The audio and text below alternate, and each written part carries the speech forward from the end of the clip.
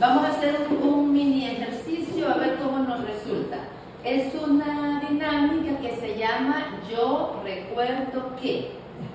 Entonces, cualquier cosa que se acuerden de cualquier clase, eso es lo que van a decir. ¿Quién quiere ir primero? ¿A qué diga? Yo recuerdo que. Yo recuerdo que la Biblia se divide en el Antiguo Testamento y el Nuevo Testamento.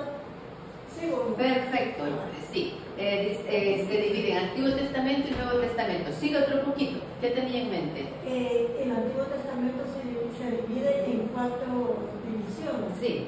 4 divisiones. Pero Pentateuco, históricos, proféticos, Sapiens. Muy bien. ¡Qué bien! ¡Bravo! Sí. Muy bien. A ver, ¿alguien recuerda algo más? Estamos haciendo una dinámica, se llama Yo recuerdo que. Cualquier cosa que recuerden de las clases que hemos visto. El Apocalipsis significa revelación y no precisamente lo que muchos tienen a veces. Muy bien. Que el Apocalipsis significa revelación. A ver, otra. Yo recuerdo que. Algo que recuerden. Sin miedo. Lo vamos a editar si está incorrecto. Yo recuerdo que en la Biblia hay inerrancia. Oh, claro, que la Biblia tiene este principio, ¿verdad? De que no puede haber error, porque es palabra de Dios. Eso se llama inerrancia. ¿Algo más? Hay muchas cosas para recordar. Allá nuestros amigos del YouTube están diciendo muchas cosas.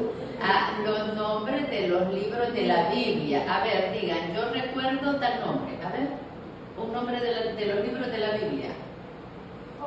Ajá, recuerda que uno de los libros se llama Job, otro se llama Esther, Génesis, Ruth, los Evangelios, Mateo, Marcos, Lucas, Juan, que está el libro de los Salmos, ¿qué más? El libro de Números, Mercedita, decídase. El libro de los Hechos, las cartas de Santiago, pues muy bien. El libro de Reyes, la carta de San Pedro. Ven que sí recordamos muchas cosas porque a veces decimos, yo no voy porque no me recuerdo nada, no aprendo nada. Y no es cierto, siempre quedan cosas en la memoria que van a surgir cuando las necesitamos. Muy bien. Les recuerdo a nuestros amigos del YouTube que estamos siguiendo el libro Lecciones Bíblicas de don José Miguel Miranda y que hagan el favor de ponerle me gusta a las clases y sobre todo compartir, porque puede que nosotros tengamos el temor de enviársela a nuestros contactos y alguien esté deseando esta información. Hemos visto, por ejemplo, cuando estudiamos el libro de Tobías, que vimos, ¿verdad?, cómo la oración de Tobit se enlaza con la de Sara y vimos cómo Dios va moviendo cada parte de la historia para unirla. Entonces Dios también nos está moviendo a nosotros y seamos dóciles al influjo del Espíritu Santo, a la influencia del Espíritu Santo, compartiendo con todos. Muy bien, el tema de hoy es lenguas, manuscritos y versiones de la Biblia.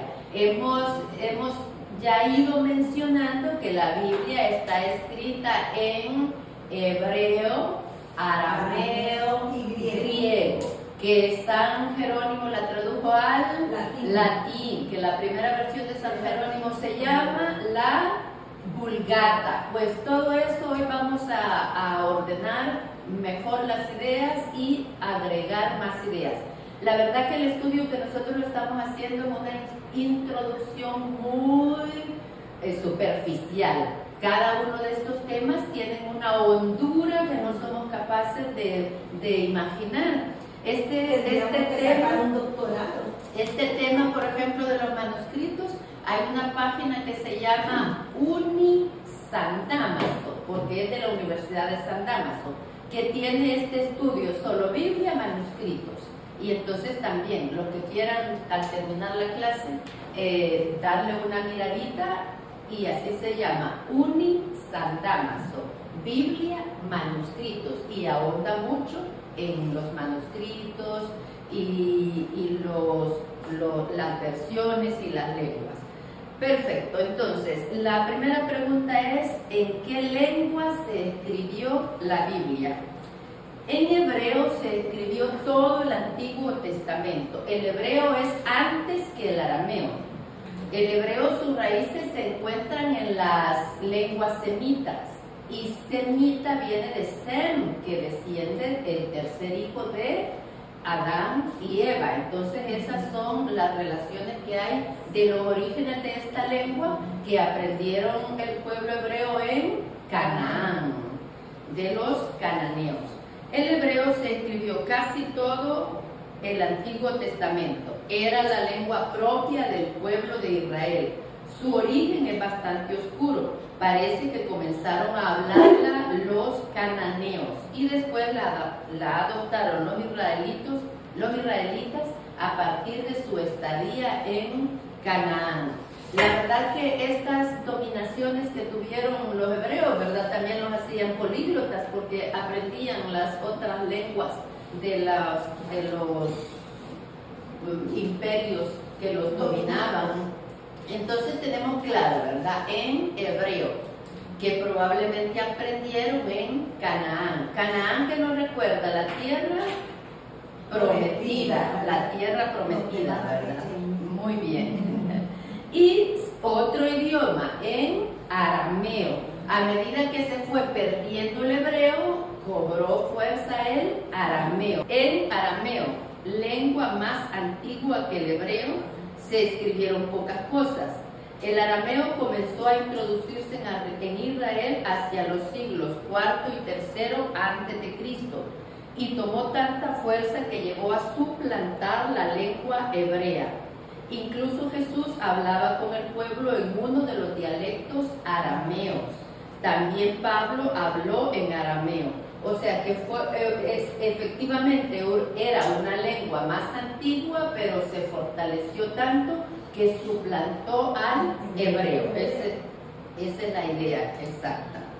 Y Jesús hablaba también en arameo, y Pablo también habló en arameo. Acordémonos que también el Evangelio de Mateo tiene partes escritas en arameo.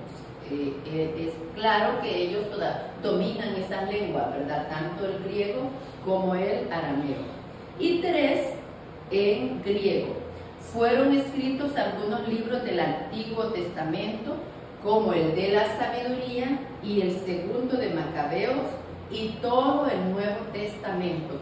Ya esto lo hemos visto varias veces, ¿verdad? Todo el Nuevo Testamento se escribió en griego. En un griego popular, vulgar y corriente, en un lenguaje común, no en el lenguaje de los filósofos, en el griego más elevado, no, sino en un griego que usaba la gente de la calle, que se generalizó después de la conquista de Alejandro Magno, ¿verdad? Ya habíamos visto antes esto, que después del dominio de los griegos, pues la lengua que se utilizó era griega, y por eso tenemos muchos libros en griego. Lo vamos a ver más adelante, pero después del dominio griego vino el dominio romano, y por eso se hizo necesaria la traducción del griego, hebreo y arameo al latín. Muy bien.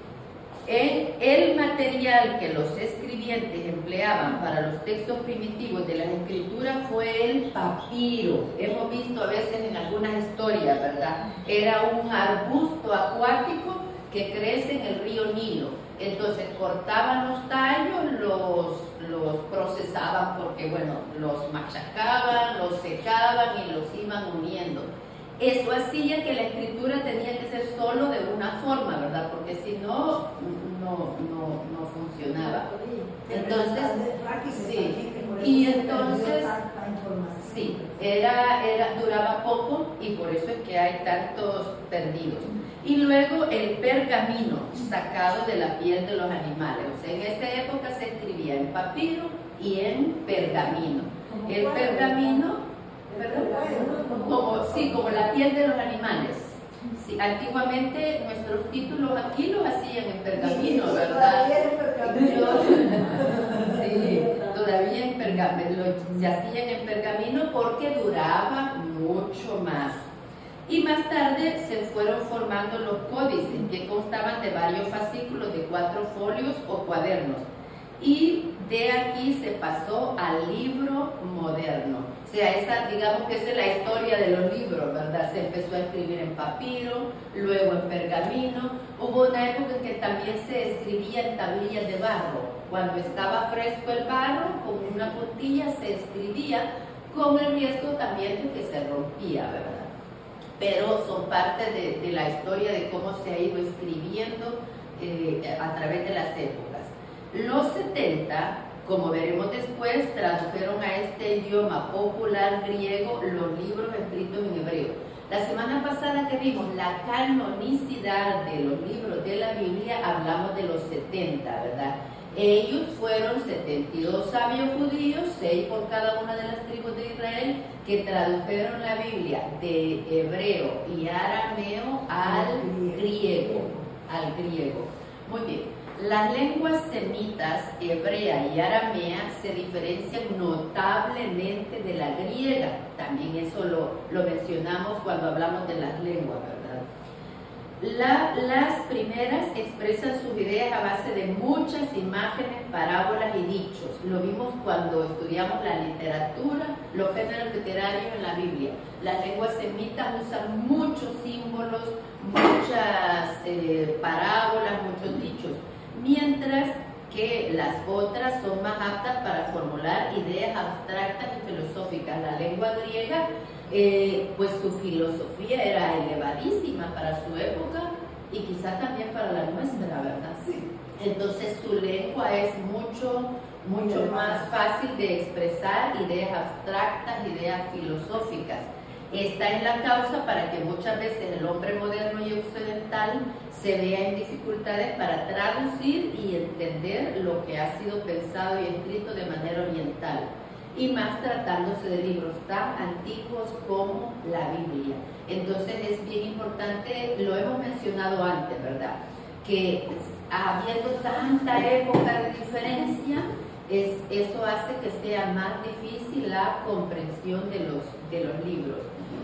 La bendición que tenemos nosotros en la iglesia es que hay cientos de expertos, ¿verdad?, estudiando los distintos párrafos de la Biblia, y en nuestras Biblias tenemos siempre explicaciones a pie de página, muchas explicaciones que nos hablan de las épocas, de las culturas, de las traducciones y de las diferencias que nos ayudan a comprenderla ahora mismo. Muy bien, entonces estas son las 3 lenguas en que está escrita la Biblia. La otra semana ustedes me van a decir, yo recuerdo que la Biblia está escrita en griego, arameo y hebreo, ¿verdad? El siguiente tema es manuscritos de la Biblia. Este, ya les digo, es un tema muy profundo, con muchos estudios, porque hay muchos arqueólogos estudiando los manuscritos. Entonces yo de verdad les recomiendo que sigan esta página, Uni San Damaso, Biblia y manuscritos. La verdad es que nos ponemos con papel y lápiz y apuntamos muchas cosas muy interesantes. ¿Cómo llegaron hasta nosotros los escritos de la Biblia? Lamentablemente hay que confesar que los originales o textos autógrafos se perdieron. No es extraño que esto haya sucedido si tenemos en cuenta la antigüedad y las vicisitudes de la historia. Otros más modernos se han perdido. Entonces, eran atacados por otros pueblos, tenían que salir huyendo o tenían que cambiarse de ciudades, entonces se han perdido manuscritos.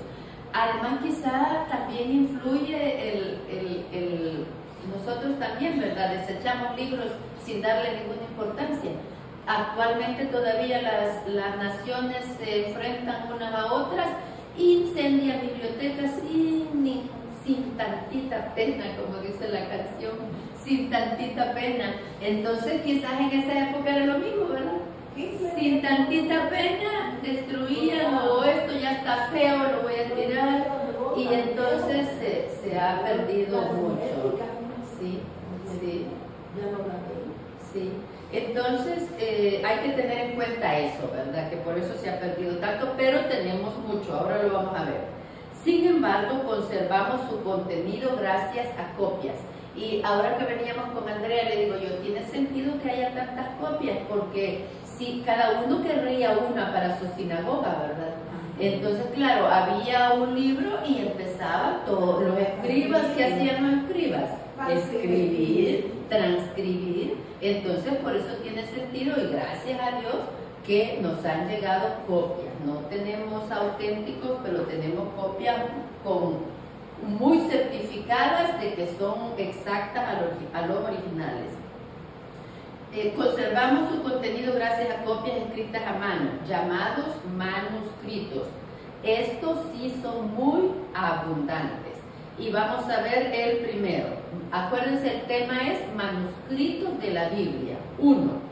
Los manuscritos hebreos del Antiguo Testamento son muy numerosos, y las diferencias que se dan entre unos y otros son muy pocas, porque los rabinos, desde antes de nuestra Edad Media, fijaron el texto sagrado y le dieron su pronunciación, añadiendo para esto las vocales en forma de puntos, pues los hebreos no utilizan más que consonantes. Cuando tenemos lenguas consonánticas, es bien importante para nosotros las vocales. De ahí viene que la tradición sea tan fundamental, porque al hablarlo sí usaban vocales, al escribirlo no. Entonces, quizás han oído la palabra Biblia masorética o masoretas. Entonces, ellos son los que le agregaron vocales. ¿De dónde las tomaron? De la tradición. No se inventaron las vocales, las tomaron de la tradición, o sea, de la forma hablada de las historias bíblicas. Entonces, al resultado de este trabajo se le llamó Masora, que significa tradición, y a los que lo realizaron masoretas, de donde surgió la llamada Biblia masorética. O sea, los primeros manuscritos que sí existen son del Antiguo Testamento y es la Biblia masorética, que los masoras le pusieron vocales. ¿Sí seremos capaces de recordar esto? Sí. Fue el dotarla de vocales para hacer más entendible. Sí. Y me perdí. Entonces, masorética, acordemos de esta palabra, ¿verdad? Masora significa tradición. A partir de la tradición le pusieron vocales a los textos que solo tenían consonantes. Número 2. Los manuscritos del Nuevo Testamento también son muchos y corresponden a todas las épocas. ¿Por qué? Porque en distintas épocas ya vamos a llegar a la imprenta, pero antes de llegar a la imprenta, ¿qué? Manuscrito. Y a mí todavía me da por copiar canciones ahora ya no, antes escribíamos las canciones de la radio, ¿verdad? Para aprendérnoslas. A mí todavía me da por escribirlas de YouTube. Y trato de escribirlas con exactitud. No me invento nada.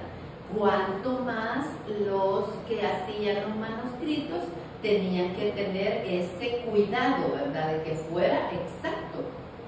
Si una canción que no tiene ninguna trascendencia, nosotros tratamos de copiarla exacta, o si copiamos un poema, tratamos de copiarlo exacto.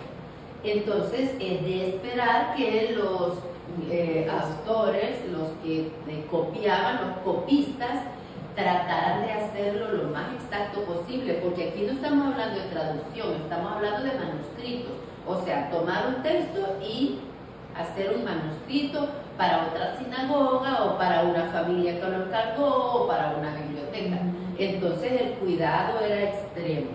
Muy bien.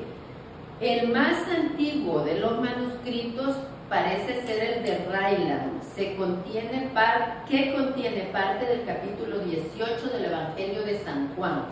y el que los especialistas lo sitúan unos 130 años, es decir, 30 años después del texto autógrafo. San Juan escribió alrededor del año 100 su evangelio y alrededor del año 130 ya hay manuscritos. A mí se me ocurre esta razón tan sencilla, ¿verdad? Pues hacer manuscritos para las diferentes sinagogas, para las familias importantes, y si yo soy escriba, pues me hago uno para mí también, ¿verdad?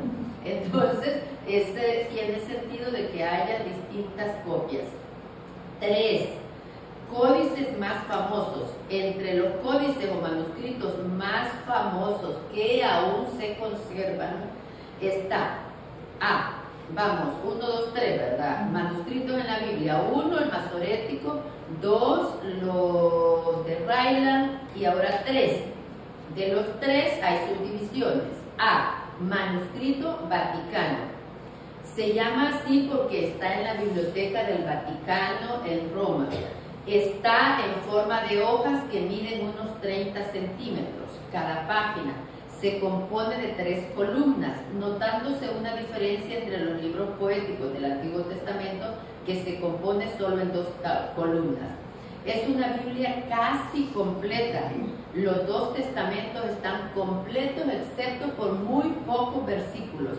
Entonces tenemos también, ¿verdad?, de los códices más famosos, primero el manuscrito que está en el Vaticano, en la Biblioteca del Vaticano, que está casi Antiguo y Nuevo Testamento, excepto por algunos pocos versículos. Luego B, el manuscrito sinaítico.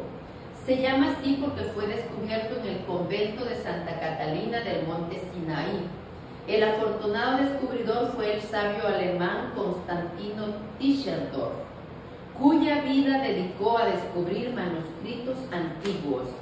En una visita que hizo al monasterio sinaítico en 1844, vio en el corredor del convento una cesta llena de papiros viejos.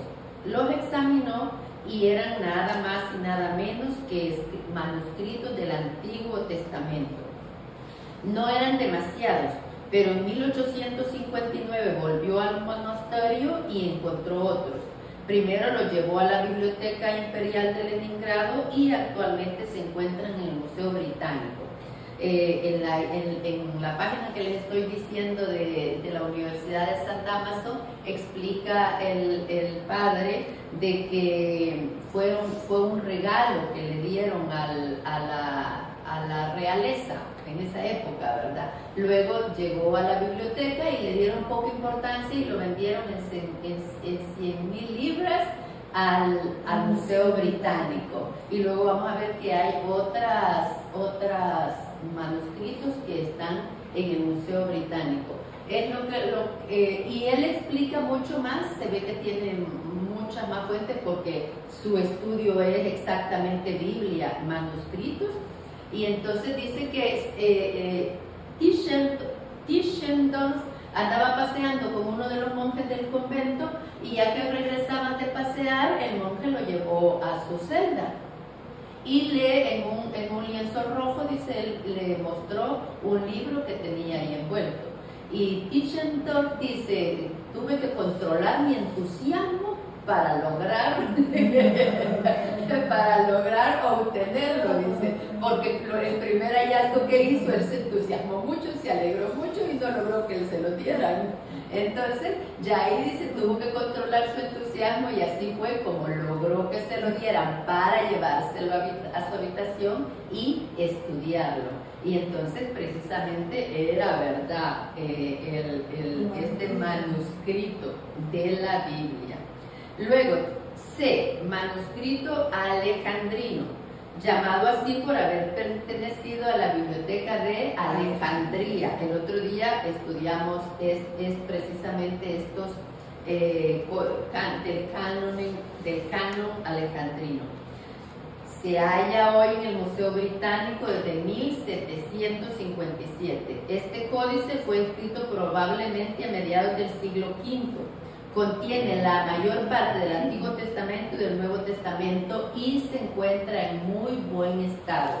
La biblioteca alejandrina, fíjense la importancia que le daban a al conocimiento, pues, y al conocimiento hebreo y a la cultura hebrea, que mandaron a traducir para la Biblioteca de Alejandría todos estos libros al griego. Entonces estos manuscritos están ahora mismo en el Museo Británico, pero vienen de la Biblioteca de Alejandría.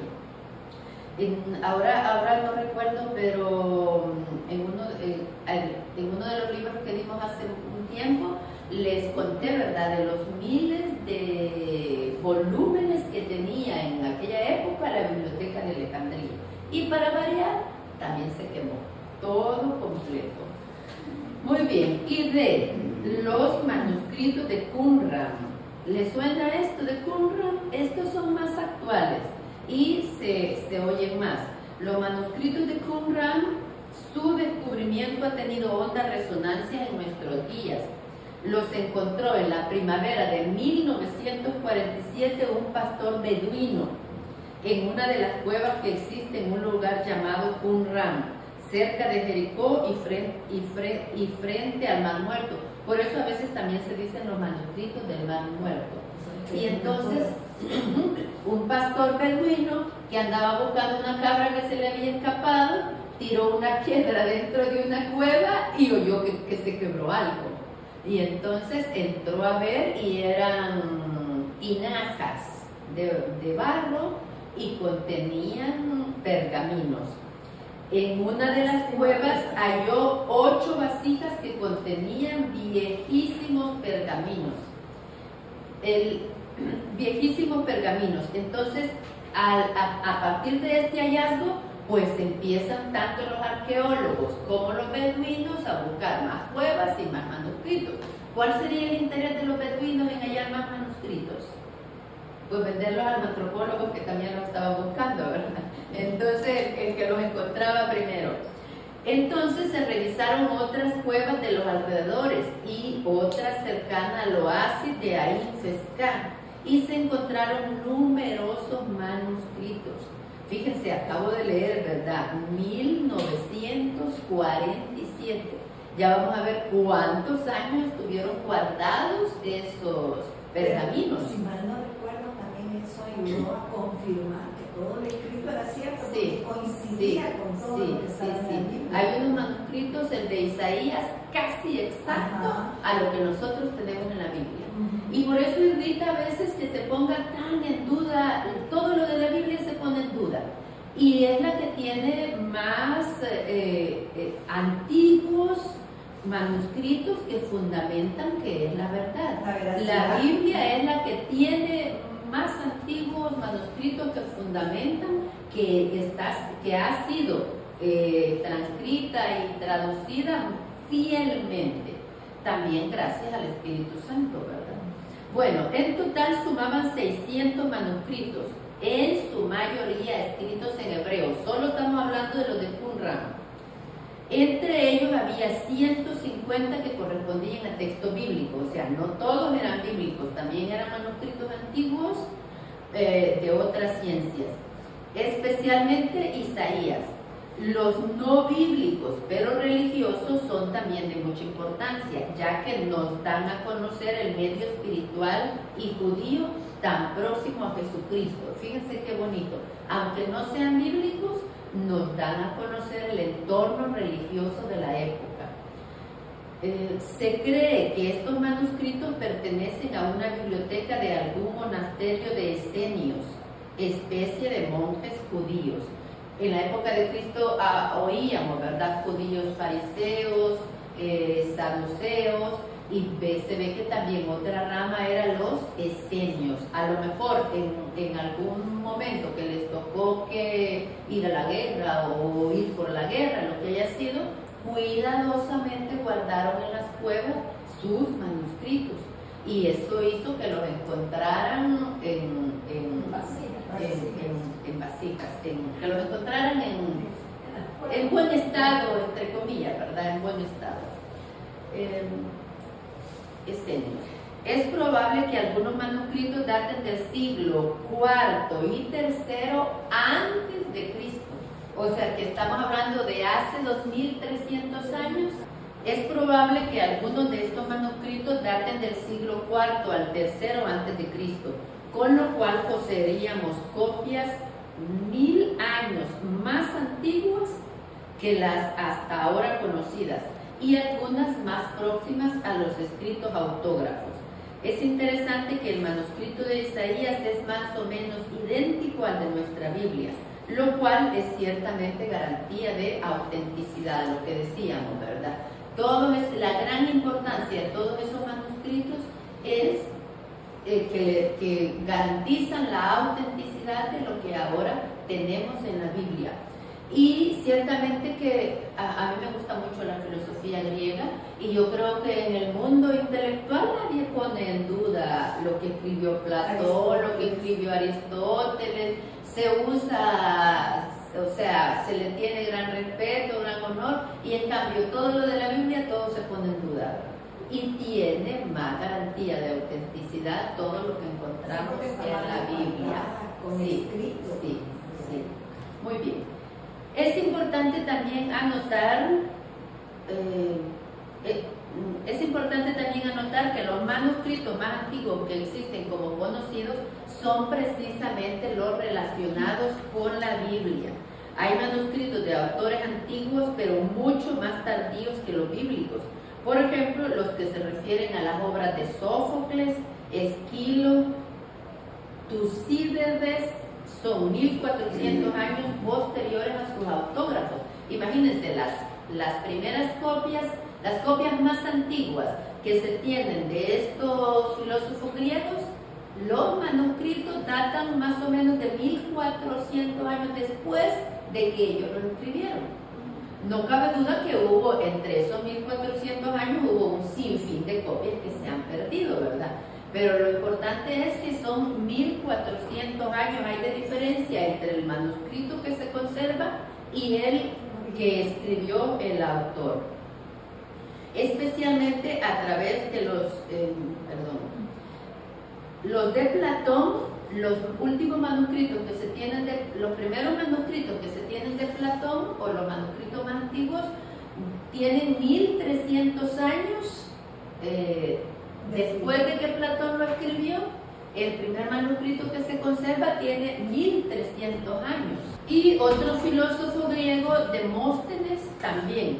Su manuscrito más antiguo se escribió 1200 años después de que él lo escribiera. En cambio, los de la Biblia, especialmente a través de los manuscritos de Qumran, casi son próximos a los escritos autógrafos. Porque dijimos, ¿verdad? Hay del cuarto y tercer siglo antes de Cristo, y entonces ya los del Nuevo Testamento están, lo que se ha encontrado, están muy cerca de sus autógrafos. Además, el número de manuscritos antiguos del Antiguo Testamento y Nuevo Testamento es inmensamente superior al de los autores profanos. Hay muchísimos más manuscritos de la Biblia que de todos los demás filósofos o médicos o gente importante en las épocas antiguas. Todo esto nos hace pensar que estamos incomparablemente mejor documentados para probar la autenticidad de los escritos bíblicos que los profanos sus escritos. Es pues una garantía en orden a nuestra fe y a nuestras creencias. Yo me acuerdo el capítulo de fe y razón en el catecismo, ¿verdad? Qué bueno que tengamos fe, pero también hay que fundamentar nuestra fe en el estudio. También la razón tiene que estar al servicio de la fe para saber lo que creemos, para defender lo que creemos. Y entonces nuestra Biblia tiene mucho más pruebas de su autenticidad que todo el resto de autores profanos, de los que no dudamos, especialmente los griegos, porque conocemos un poquito más, ¿verdad? ¿Alguna pregunta?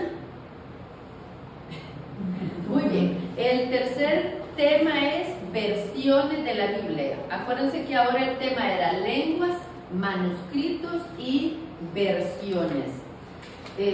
Y en cuanto a las versiones de la Biblia, con el correr de los tiempos se han hecho innumerables versiones de la Biblia. Entre las más antiguas, que son las que interesan más, hay dos muy importantes, la de los 70 y la Vulgata. Ustedes ya saben, ¿verdad? ¿Quién tradujo la de los 70? Son los griegos, los judíos griegos. 72 sabios judíos helénicos, ¿verdad? Que ya hablaban griego. Son judíos, pero están en el mundo helénico y entonces la traducen al griego para difundirla, para enseñarla. Si yo sé griego y sé hebreo y mi nieto ya no sabe hebreo y soy escriba, pues por supuesto que me voy a poner a traducirla, ¿verdad? Y eran pero para compartir y darle mayor autenticidad. Se identifica como Biblia de los 70, pero sí está documentado que eran 72 judíos del mundo helénico, griegos, 6 por cada una de las tribus. Y se llama la de los 70 o la Septuaginta. También se encuentra mucho como la Septuaginta. ¿Y la Vulgata? ¿Quién recuerda? La Vulgata es la traducción de San Jerónimo. Es bien importante que San Jerónimo, el Papa le pide que empiece la traducción, pero ya que él empieza la traducción, como nos pasa a nosotros, ¿verdad? Que nos entusiasmamos con los temas, se entusiasmó tanto que estaba usando la Septuaginta y decidió aprender griego. Y entonces se mudó el término de traducir en una cueva cerca de la cueva del nacimiento de Jesús. Y ahí trataba también con judíos que le hablaran de esa época, con rabinos que le transmitían también esa cultura hebrea, porque decidió aprender hebreo para hacer una mejor traducción. Imagínense el respaldo que tiene esta Biblia, ¿verdad? Vamos a leerlo. La versión de los 70 se llama así porque según una tradición fue realizada por 70 sabios de Israel. Su elaboración entre los siglos III y I antes de Cristo. Yo sé que nos cuesta mucho retener las fechas en la memoria, ¿verdad? Hay que ir escribiendo, por lo menos para hacer un cronograma y por lo menos nos ubiquemos en las fechas, ¿verdad? La Septuaginta es segundo a primer siglo antes de Cristo, entre 300 y 100 años antes de Cristo, y se tradujo al griego. Estuvo destinada a los judíos de la diáspora o de la dispersión. La clase pasada votamos este punto, ¿verdad? Que son los judíos que habían salido de su nación, de su entorno, y habían emigrado, lo podemos decir. Y a veces los habían expulsado, ¿cómo se dice? Que los han sacado de su país, vamos a decir desterrado, no, ahorita no recuerdo la palabra exacta, exiliado también podría ser, ¿verdad? Muy bien. De la diáspora dispersión, es decir, para el culto de las comunidades. Muy bien, la versión de la Vulgata. Esta versión fue hecha en latín por San Jerónimo en el siglo IV en Belén. Partió de una necesidad como la de los 70. Durante los 2 primeros siglos se utilizaba en la iglesia el griego popular, que era el que hablaba el Imperio Romano. Pero en el siglo III se fue imponiendo el latín en Occidente. Por esa razón la vertió San Jerónimo al latín. De ella se han sacado muchas ediciones hasta nuestros días, desde que el Concilio de Trento la reconoció solemnemente como la versión oficial latina, sin negar por eso el valor de otras versiones. Y como les estaba comentando, San Jerónimo nació en el año 347 y San Agustín en el año 354. Entonces es importante esta nota, ¿verdad? De que ellos eran contemporáneos y se y San Agustín le daba su punto de vista y a veces la contrariedad que a él le parecía de las traducciones de San Jerónimo, ¿verdad? Así que tiene doble fundamento esta traducción. Desde entonces hay en el mundo importantes versiones e impresiones, y vamos a citar algunas. La primera, estamos hablando después de la Vulgata, ¿verdad? La primera, la realizada por el inventor de la imprenta. ¿Quién recuerda quién es el lingüista? Una destacada, Gutenberg. Y los amigos que están en California pueden ir a ver una versión de esta Biblia en la Huntington Library. En la biblioteca de Huntington hay una versión original de las 3 primeras que imprimió Gutenberg. Muy bien. Desde la traducción de la Vulgata hay importantes versiones e impresiones, ¿verdad? Ya hablando de la imprenta, ya dejamos los manuscritos y se empieza a imprimir. La primera, la realizada por el inventor de la imprenta, Gutenberg, quien se asoció con Faust, imprimió la Maguncia, la Biblia latina en 42 líneas. Este sucedió alrededor de 1450. Se dice que a Gutenberg lo motivó a inventar la imprenta el deseo de imprimir la Biblia. Pero vean el servicio que le ha hecho este invento a todas las ciencias, porque pues leemos de todas las ciencias, tenemos libros. Entonces este servicio que Gutenberg hizo, además era un gran negocio, ¿verdad? No descartemos eso. Además del gran negocio, lo que a él lo movió fue imprimir la Biblia. Y pues a partir de que se puede imprimir la Biblia, se ha ido popularizando cada vez más hasta nuestros días, que a veces uno tiene 2 o 3 Biblias, ¿verdad? Y antes solo los reyes se podían dar ese gusto. Muy bien. La segunda, la Biblia Políglota Complutense. Fue la primera Biblia políglota que se imprimió en el mundo, bajo el patrocinio del cardenal Cisneros, arzobispo de Toledo. Está escrita en hebreo, griego y latín en 3 columnas paralelas. Su preparación comenzó en el año 1502 y duró 15 años. A 3 columnas, griego, hebreo y latín. Políglota, ¿verdad? Que está en varios idiomas. Griego, hebreo y latín. Yo he visto, por ejemplo, Biblias escritas en inglés y en hebreo. Así, a 2 columnas, inglés y hebreo. He visto también en inglés y en español. Entonces, esto también sería políglota, ¿verdad? Y también, por supuesto, en inglés y latín, o en español, inglés y latín. En otras culturas también ha de haber, ¿verdad? En alemán y griego, en italiano y latín. Y latín, tal vez. Es inglés y español.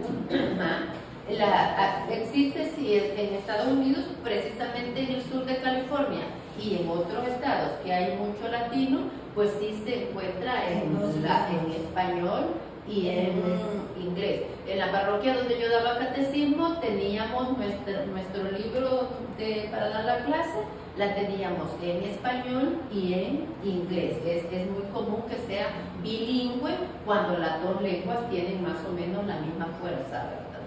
Muy bien. Y en lengua castellana son famosas también las versiones de la Biblia alfonsina, realizada bajo el auspicio de Alfonso X el Sabio, entre los siglos XII y XIII. La Biblia de Valencia, vertida en 1478 por Bonifacio Ferrer, y la Biblia de Alba, hecha por un rabino judío. La Biblia Políglota Regia, hecha en 1572 bajo la dirección de Arias Montano, y la Biblia del obispo Félix Torres Amat en 1825. Y actualmente la de la PAC, es Biblioteca de Autores Cristianos.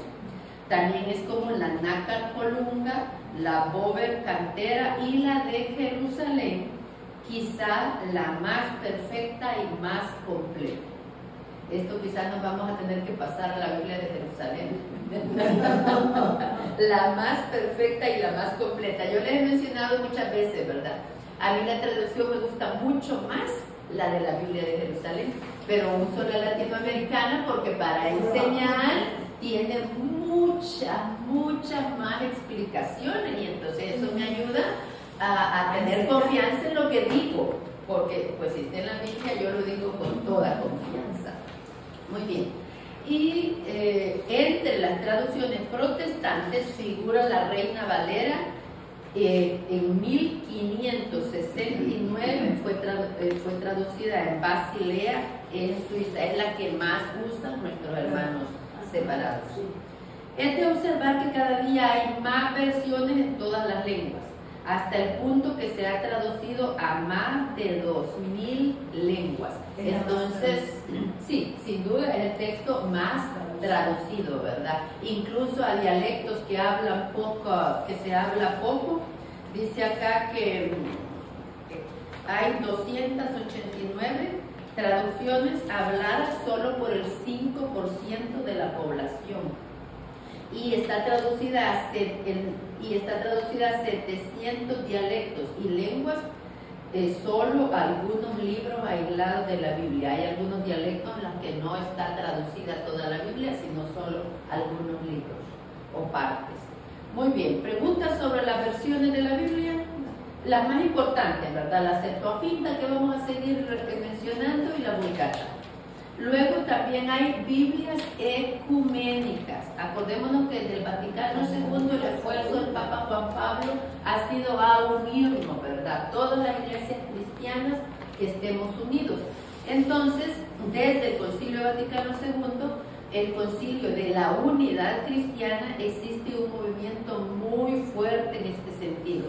Se llama Biblia ecuménica, a las traducciones realizadas en colaboración por especialistas pertenecientes a distintas confesiones cristianas, como católicos, bautistas, valdenses, metodistas, luteranos, etc., incluso judíos. El esfuerzo que ellos hacen es en que haya una Biblia, una sola, que nos sirva a todos, porque la palabra de Dios es una. No puede ser que todos tengamos nuestra Biblia distinta, ¿verdad? O distinta interpretación o distinta traducción. Entonces hay esfuerzos en distintos países por llegar a una sola Biblia que podamos utilizarla todos los cristianos. En Estados Unidos, dice, cerca de 30 sectas católicos, protestantes y judíos están trabajando en esta empresa común. En Italia existe un proyecto en este sentido, bajo los auspicios del Instituto Bíblico Franciscano de Jerusalén, también en Alemania, en Francia y en España. Existe también la Biblia ecuménica citada por la editorial Plaza y Janés de Barcelona en 1969. Y las Sociedades Bíblicas Unidas publicaron en el año 1979 una Biblia ecuménica titulada Dios habla hoy. Es muy popular esta Biblia. ¿Alguien la ha visto? Esta es de la Sociedad Bíblica. Entonces si es de las ecuménicas, quiere decir que la podemos usar. Dios habla hoy. Muy bien, aquí tenemos un volumen de la Biblia. Dios habla hoy, ya es ecuménica. Y nos dice, para terminar, que el valor de estas Biblias ecuménicas salta a la vista. Gracias a ellas surgirá sin duda un mayor acercamiento entre las distintas confesiones cristianas y judías. Al mismo tiempo servirán para desterrar de una vez para siempre esos apelativos de Biblia cristiana, Biblia católica, Biblia protestante. La Biblia contiene la palabra de Dios y la palabra de Dios es una sola. Bueno, terminamos con esta idea y les rogamos a los amigos del YouTube que le den like. Yo he visto, el otro día vi un video que tenía 2.088.000 y más vistas en 3 semanas. Y me sorprendió que solo tenía 83.000 me gusta, 83.000 likes. Y digo yo, ¿y por qué no ponemos like? Si en 3 semanas tiene 2.088.000 vistas, quiere decir que es una persona que sigue mucha gente. Y entonces pongamos like y compartamos. Hasta la